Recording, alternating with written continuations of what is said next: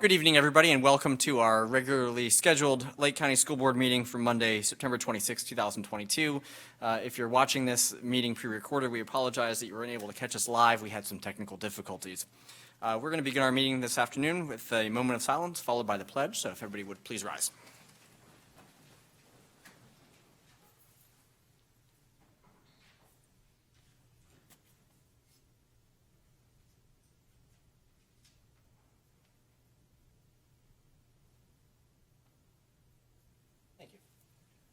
Pledge allegiance to the flag of the United States of America and to the republic for which it stands, one nation, under God, indivisible, with liberty and justice for all.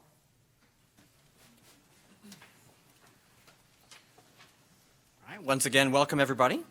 We'll start off looking at the agenda. Superintendent, do you have any changes, amendments, additions, or deletions? There was an HR addendum that was added today in item 9.01 in board docs, and the board was provided a copy. Also, the agreement was added to item 10.02 today, and you have a copy of that as well. The agenda was revised Wednesday, September 21st, with the approval of the chairman to accommodate both items 9.04 and 10.06. Excellent. Board members, how about you? Any? No. All right. I'd like to request that we pull 10.01 so I can make a couple of comments on that one before we vote. That's the Uniform Statewide Assessment Calendar. And with that, we'll move into our minutes. Any recommendations, Superintendent? I recommend approval of the minutes from the special school board meeting public hearing on instructional materials September 8th, 2022, the special school board meeting and public hearing on the final budget September 12th, 2022, and the regular school board meeting September 12th, 2022. So moved. There's a motion. Second. And a second. All those in favor? Aye. Opposed, nay? All right, that one passes unanimously. Bringing us to the representation portion of our agenda. It looks like we'll kick it off with a recognition of Lake County Schools Drug-Free Lifestyles Resolution. Ms. Cockcroft coming forward. Good evening. I would like to read the Drug-Free Lifestyles Resolution for Lake County Schools 2022-10, designating October 23rd through 31st, 2022 as Red Ribbon Campaign Week.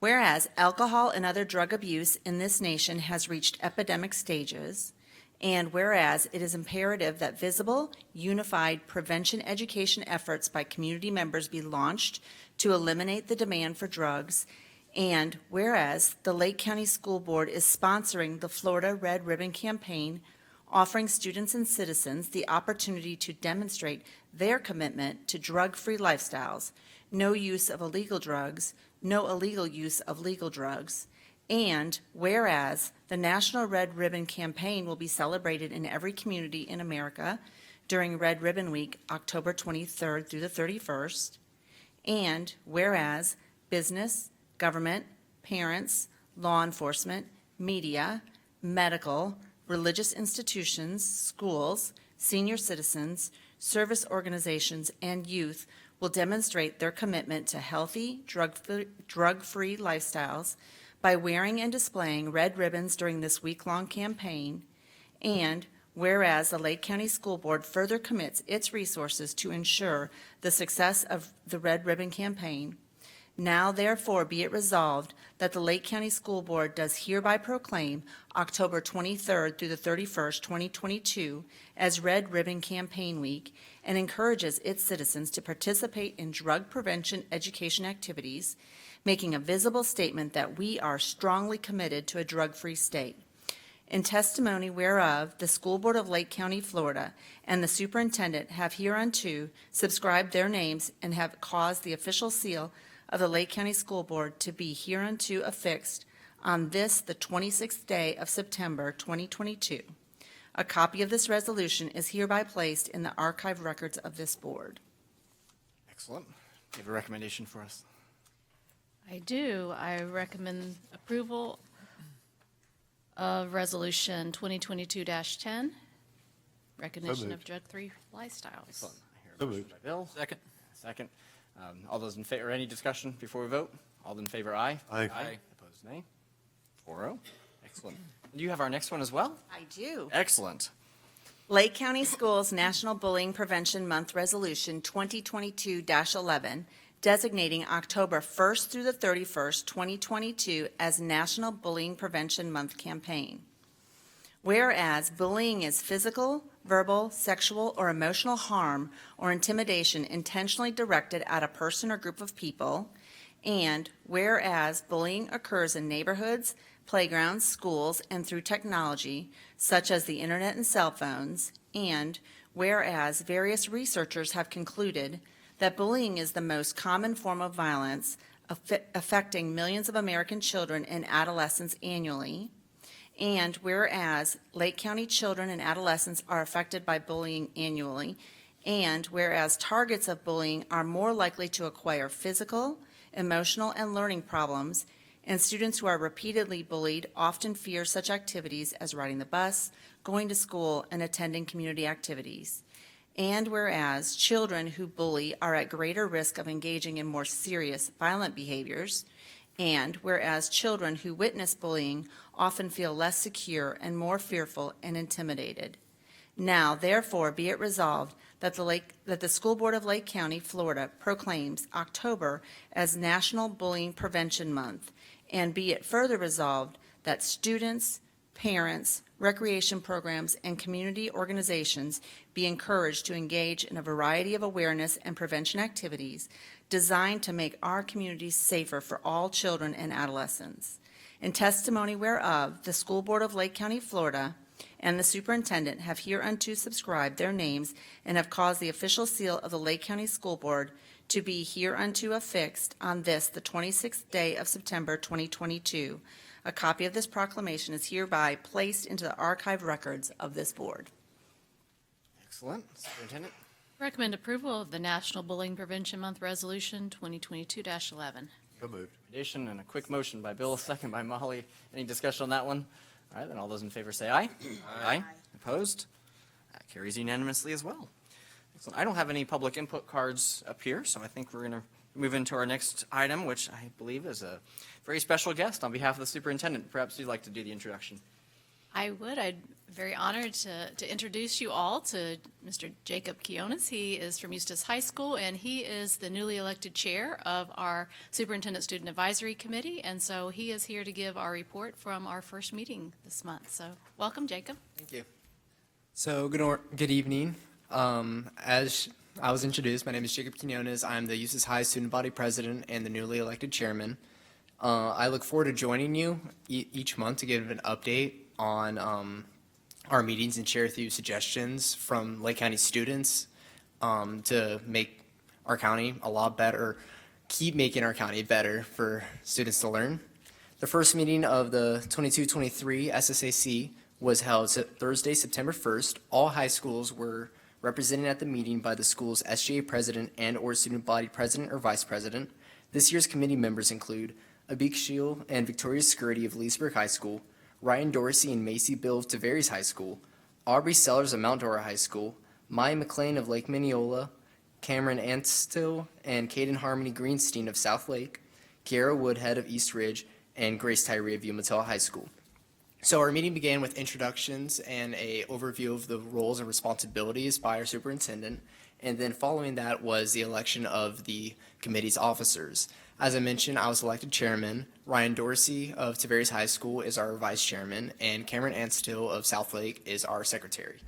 So each of us, or each committee member, shared from our perspective what we believed was the biggest issue that students were facing at the moment, and overwhelmingly all of us saw that student engagement was very much lacking across every school.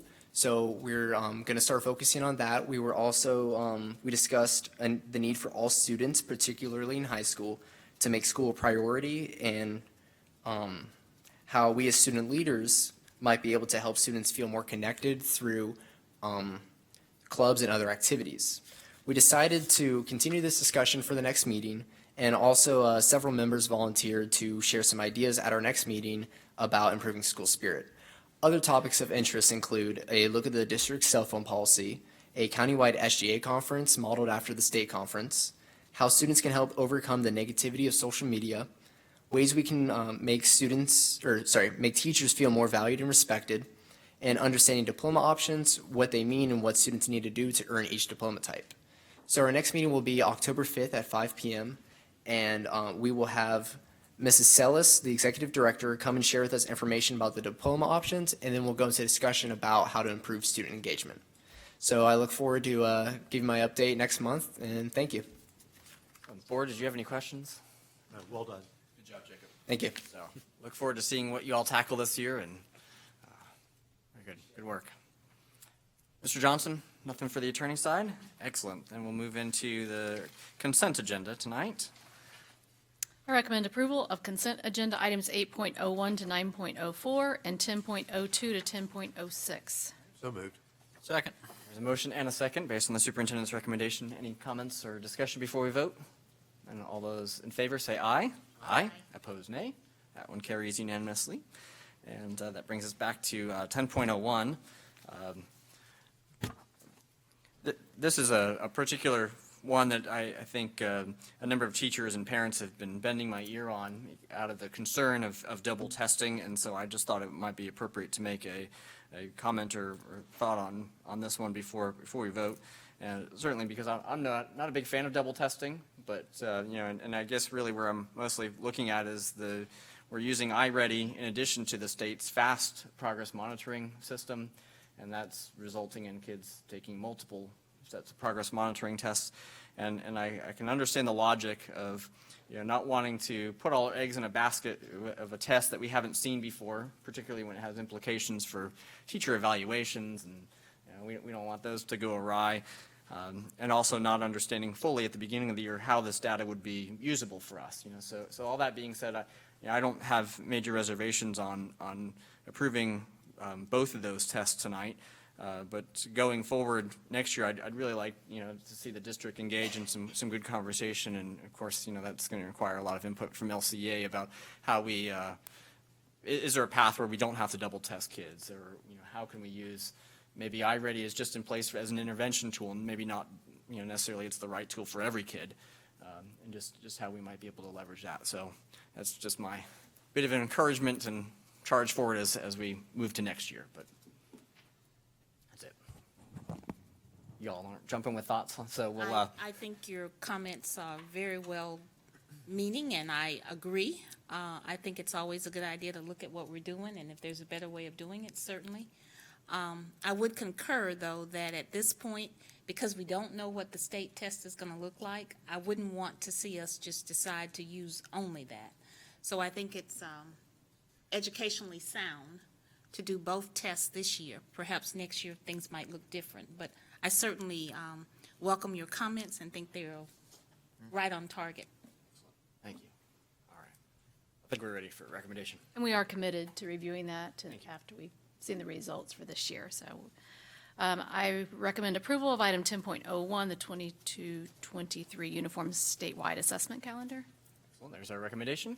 So moved. Motion. Second. And a second. Any other comments or discussion before we vote? Then all those in favor say aye. Aye. Opposed, nay. And that one carries 4-0. Bringing us to discussion. 11.01 is a public hearing for a number of different policies. Yes, sir.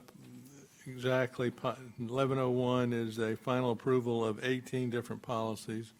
Before we begin with that, it was our intention to take all 18 at one time rather than dividing them up.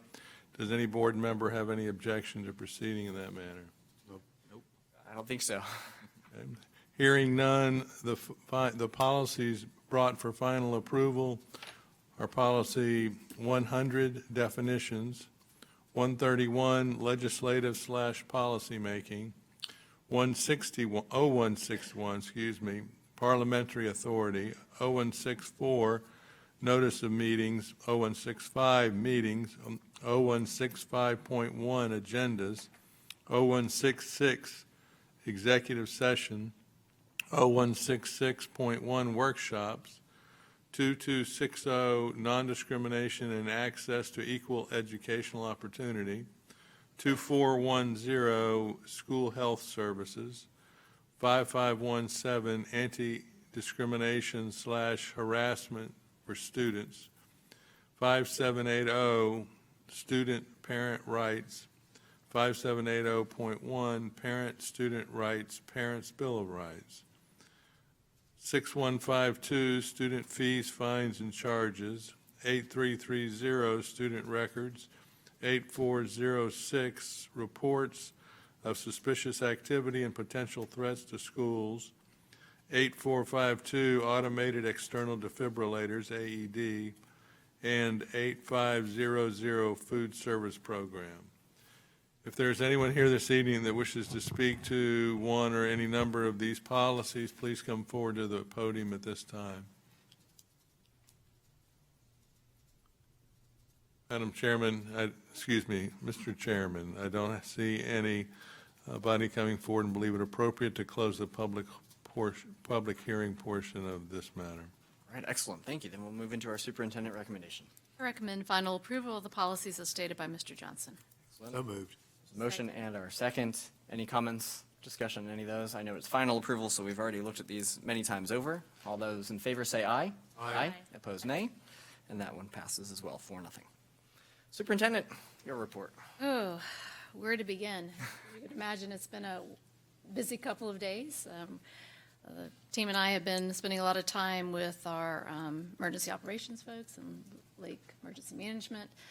So you started seeing the reports go out on Sunday as we met to look at what we know in terms of the impacts of the storm. So what was determined today, just to give you an update, is that starting tomorrow, as soon as we can release students on our Wednesday schedule, we're going to get them out as soon as we can tomorrow, get the day in, get as much learning as we can tomorrow, and then get the students out an hour early. And so that we can get the rooms clean and open 8 shelters starting tomorrow. They'll be open to the general public at 4 p.m. So the county will be making those announcements. We have 7 other shelters or 7 other schools that are on standby to potentially open on Wednesday, depending on the track. Once that will be determined tomorrow at an 11:45 update. So the schools are ready. Our admin teams are amazing. They are all prepared. They're in for a long couple of days, so keep them in your thoughts and prayers. And I know we always try to get by there before the weather turns too bad that we can't get out on the road just to check in with them. So I know we'll all be out and about checking on them tomorrow and Wednesday as they all get settled in. So any questions on where we are with shelters and, we've done this one before. This was not we have a playbook for this one, and so our teams just jumped right in, and we're just ready to go. We've got a team that will be on site for the next several days, working 24 hours at the EOC, and so Mr. Carr and others arranged for transportation today. We got food service ready to go, and Mr. Mabry's been leading the way in these efforts the past couple of days. So I'd just like to applaud the communication and how quickly that went out, and I think a lot of the feedback that I've heard is that thank you, Lake County, for sharing your tentative plan so you don't just leave us guessing, so it's nice that we were able to give them as much notice as we could. well, yes, Ms. Owens has done an amazing job, as she always does, with communications and just working along the county PIO. This was probably the most definitive that they've been of you will have to close, regardless of which this storm is so wide that we expect that we're going to see some significant impact. So we're still hoping. There is that degree of uncertainty that we hope, that it will move away, but it's not looking like that based on the most recent update, and we were there just prior to this meeting. So we'll keep you updated, and with that, we had 2 letters of condolence that were sent. In Gary Fanta, I think is how you say it. He's a retired information technology employee. He passed away. And then Melissa Metz-Moore, she is a secretary in facilities. She lost her son, Evan Moore, so condolences to those families. All right, thank you. For our board member comments, we'll start at the end. Bill. And tagging off of the amazing way we communicate, and Sherry, this is on you. So well done, very well done. I had a call today from Monica Wolford. She's president of the United Way, and she wanted the district to know and convey to parents that they stand ready to stand with our families. So if those that get displaced or need food or need shelter, United Way, they're on standby to help with that. So that was an amazing call today. I wish everyone to be safe, and hopefully this will pass. Like many as a Floridian, we don't overreact. So I know that a lot of our northern friends and those that have moved are extremely concerned, but in Central Florida, tornadoes are the issue and high winds typically.